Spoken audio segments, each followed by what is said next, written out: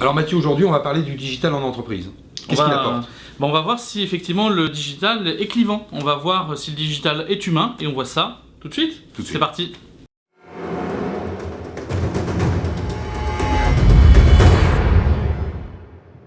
Eh bien, salut Lionel.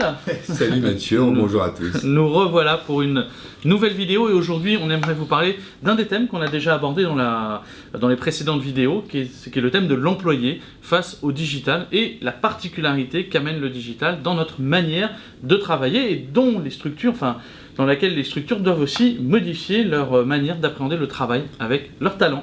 Oui, c'est-à-dire que l'entreprise qui s'oriente vers une collaboration entre employés renforcée avec le digital, elle va gagner au niveau de la productivité de ses processus. Donc elle va se réorienter, mais elle sait que grâce et à cause du digital, elle a aussi des concurrents qui débarquent de façon multiple, donc elle a une concurrence qui est protéiforme et elle va devoir réagir plus rapidement, donc augmenter son besoin d'agilité. C'est barbare. Ouais.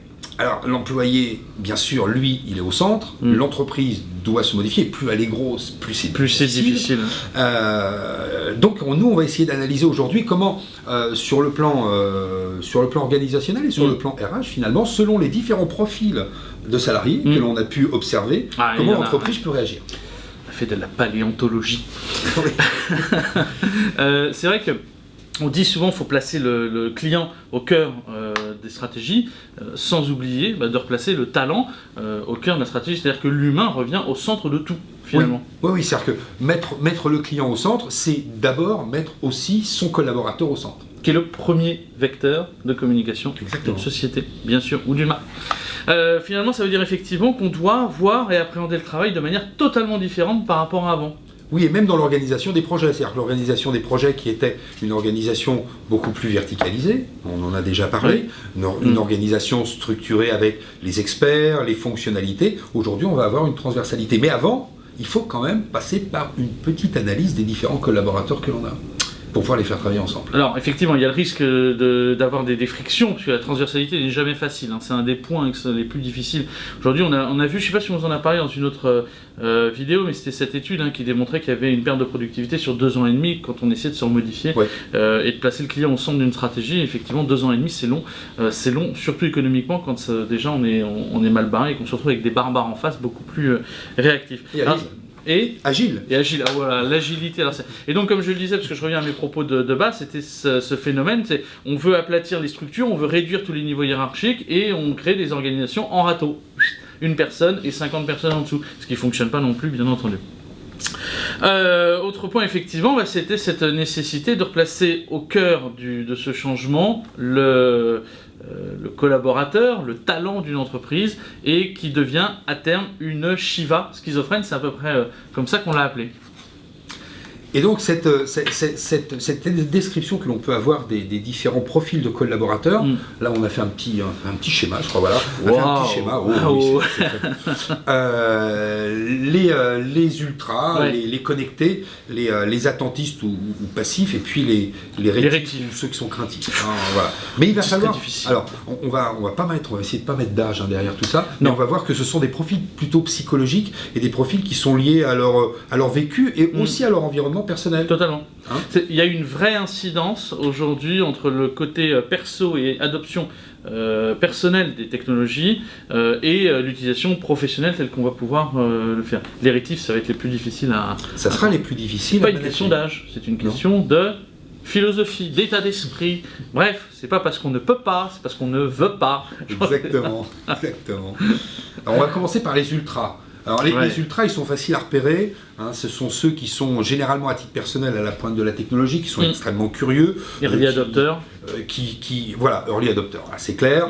Et eux, ils sont dans l'entreprise des personnes qui vont certes insufflés, mais qui vont vouloir aller toujours plus loin et plus vite que les autres. Alors, une entreprise à taille très humaine de quelques salariés, bon, ça se discute autour d'une table et on trouve des solutions. Une entreprise qui est un petit peu plus étoffée, un petit peu plus stratifiée, un petit peu plus hiérarchisée, ça peut être un peu compliqué. Alors un petit conseil managérial pour faire quand même avec ces gens-là, tu ferais quoi toi, pas évident. Moi j'aime bien ces gens-là. Moi, tu sais, moi le problème c'est avec ceux qui veulent pas. Hein. C'est plutôt ça, je crois. Bon, ouais. Bon, déjà je pense qu'on peut résumer. Hein. Si le digital on comprend pas ce que c'est, on se vire soi-même. C'est-à-dire épargnez-nous ce genre de problème. Non, non, en fait non, je dis la vérité. Le management donc doit préserver cette fraîcheur des employés. Je pense qu'il y a un vrai potentiel dans tous ces early adopters, tous ces vecteurs de communication extrêmement positifs sur le changement qui l'épousent de manière absolument spontanée et naturelle. Pour autant, c'est clivant ce genre de personnes aussi. Et c'est vrai que c'est clivant parce que c'est clivant au niveau des générations par rapport à l'adoption aussi des technologies. C'est clivant parce que vous avez une disproportion totale entre la capacité d'acceptation d'un changement et l'acceptation classique des connectés. Donc c'est vrai qu'il faut conserver cette fraîcheur des employés. Pour autant, il faut l'accompagner pour essayer, bien entendu, de faire comprendre les enjeux, d'avoir un temps d'acceptation pour toute une société qui n'est pas, effectivement, 300 personnes sur 3000 qui vont totalement être dans cette mouvance et puis tous les autres qui suivent à la traîne et qui vont à terme faire une pluie de paillettes qui va tout rattraper. Et là, ça va être effectivement beaucoup plus dur à gérer parce qu'il va y avoir des clivages, tout simplement. Sur ce type de salarié, finalement, il faut lui faire comprendre qu'il peut être la locomotive, mais qu'il faut accepter que les wagons suivent derrière. Et donc, c'est pas évident. Une locomotive, il faut accrocher les wagons. Si elle part toute seule, elle ira certes plus vite, mais personne ne suivra. Donc c'est ça, tout ça. Il y avait une très belle phrase, je crois, qui disait c'était tout seul on va plus vite, mais à deux on va plus loin. Oui. Voilà, c'est beau. Facebook, c'est génial pour la curation. Ça va faire écho à une prochaine vidéo sur les putaclics. Bon, Time timing. Il est en train de craquer là. Sinon, je ne citerai pas une célèbre réplique d'Audiard dans, je crois, $1000 au soleil. C'est deux cons qui marchent vont plus loin que deux intelligents qui restent assis. C'est pas faux non plus. Bon, bref, on en revient à notre sujet parce qu'on dérive et on est timé là. Donc, il y a aussi les connectés. Les connectés qui sont plutôt eux connaisseurs, plutôt curieux, alors, motivés par le digital en soi, mais qui vont avoir effectivement un temps d'acceptation qui est le leur, mais ils épousent ce changement de manière très positive. Un conseil avec cela? Disons que eux, ça va être quelque part les piliers de la transformation et du changement. Parce que eux, ils ont cette expertise, ils l'ont digérée, ils sont pas complètement fous, ils ont une forme de sagesse, et c'est eux qui vont pouvoir faire le lien avec les deux autres catégories que l'on va évoquer tout à l'heure. Donc il faut vraiment les préserver pour que ça soit des personnels qui soient au cœur de la cohésion. Voilà. Ils acceptent donc le changement, ils le prennent dans le bon temps. Ouais. Et effectivement, ils vont être moins fous que les ultras qui, eux, vont tout de suite aller plus loin et avoir des choses totalement naturelles. Alors ensuite, la troisième catégorie de notre étude extrêmement poussée. Que l'on a noté les attentistes. Les attentistes, effectivement. Alors eux, on était assez d'accord pour dire que le digital, ça les concerne pas. Enfin, politique de l'autruche. Hop, c'est pas moi. Disons qu'ils ont une certaine façon d'appréhender leur travail, leur collaboration au sein d'une entreprise, et ils se disent, au niveau de ma collaboration, au niveau de mon travail, de mon expertise au quotidien, le digital ne me concerne pas. C'est-à-dire que c'est ça le problème, il est plus, c'est pas que le digital ne me concerne pas, je n'ai pas acheté de smartphone parce que je veux être quelqu'un différent de jeune, c'est un truc nouveau. Ça... Non, ça ne me concerne pas dans mon travail au quotidien. Ouais. Je ne vois pas ce que ça m'apporte. Et donc là, ils sont passifs, ils se disent quelqu'un peut-être va venir me donner la bonne parole un jour. Oui, mais alors avec ces gens-là, malheureusement, difficile de travailler. Alors c'est vrai que on est assez, si on essaye de caricaturer et de trouver un portrait robot, c'est plutôt le mec, ça fait 20 ans qu'il est, le mec, ça sera plus simple, je préfère éviter les féministes. Le mec, ça fait grosso modo 20 ans qu'il est dans la même boîte, et puis dans cette catégorie, on va retrouver aussi les gens qui ne comprennent pas forcément la modification du modèle dans lequel ils sont. Et c'est vrai que quand on a fait 20 ans de boîte sans digital et que d'un seul coup depuis les années 90, 95 et en 20 ans on a plus de modifications que dans les 60 dernières années, on est confronté à un problème de compréhension du pourquoi est-ce qu'on doit changer aussi rapidement si on n'est pas soi-même curieux, si on n'est pas soi-même assez discipliné, on pourrait dire, pour aller rechercher des informations soi-même et comprendre l'environnement dans lequel on vit. Et ces gens-là, effectivement, particulièrement ont besoin de reconnaissance. Ouais. C'est par cette reconnaissance, je crois que c'était un des piliers que tu défendais, qu'on allait pouvoir les passer dans un mode un peu plus positif, voire même à terme connecté. Oui, c'est-à-dire que sur le plan managérial, on pourrait résumer ça, c'est du donnant-donnant. C'est-à-dire que le salarié qui, lui, est expert dans son domaine, pour l'entreprise, et puis parce qu'il est là, donc il est expert. La reconnaissance, c'est la porte d'entrée à l'implication sur de nouvelles formes d'organisation de projet, et c'est la porte d'entrée après sur une forme de, on va dire, formation liée au digital, qui va faire tomber les barrières de peur, etc. Mais d'abord, il faut l'intégrer et le reconnaître. L'intégrer, le reconnaître, le passer dans du projet. Pour ses employés, le digital est relativement anxiogène. Il ne faut pas leur imposer. Totalement, non. Il faut l'amener par des formes de collaboration sous forme de projet qui vont justement avec des équipes mixtes. On en parlera plus tard dans cette vidéo pour résumer tout. Et les derniers. Oh là, alors les derniers, c'est mes préférés. C'est ceux que j'adore. C'est ceux, en fait, que je ne comprends pas. C'est-à-dire que là, il y a un clivage total, c'est les rétifs, les craintifs. Alors, s'ils sont craintifs, plus difficile à gérer que s'ils sont craintifs, parce que là, dans ces cas-là, on met des facteurs de rassurance en face, on forme, on considère qu'on va amener de la reconnaissance, on les passe dans un mode qui est un mode un petit peu plus facile, c'est-à-dire plutôt attentiste, ok, je vais essayer de comprendre, et puis à terme, j'espère connecter, peut-être en 50 ans, on y arrivera. Mais en tout cas, les craintifs et les rétifs sont ceux qui, pour eux, c'est aucun intérêt, soit par peur, soit par désintérêt. Difficile à gérer, comment est-ce qu'on pourrait travailler avec ces gens-là ? En fait, il faut arriver à leur faire comprendre les grandes tendances de l'évolution de la société dans laquelle ils s'inscrivent et leur société qui s'inscrit dans cette société qui évolue. Et ça, il faut arriver à leur faire comprendre. Et surtout, à leur faire comprendre que par une implication personnelle, ça va malgré tout changer leur vie. Ils sont obligés d'y passer. C'est extrêmement compliqué. Ramener le personnel dans le professionnel en leur disant, voilà, dans votre vie professionnelle, vous avez un certain nombre de contraintes, mais dans votre vie personnelle, vous voyez, elle évolue parce que votre société autour évolue. Réveillez-vous. Et là, alors toujours pareil, en les faisant collaborer dans des équipes assez hétérogènes, on peut les ramener à une forme de raison. Voilà. Un petit peu comme les attentistes. Mais là, pour le coup, on va avoir un petit peu plus de mal. Il faut faire attention aux constitutions d'équipe. Mais sinon, la dernière solution, c'est de faire avec. Et là, pour le faire avec, ça veut dire grosso modo, on met de côté, puis on verra après ce qui se passe. Ouais. Malheureusement, parce qu'aujourd'hui, on ne peut pas se permettre d'avoir des brebis... Non.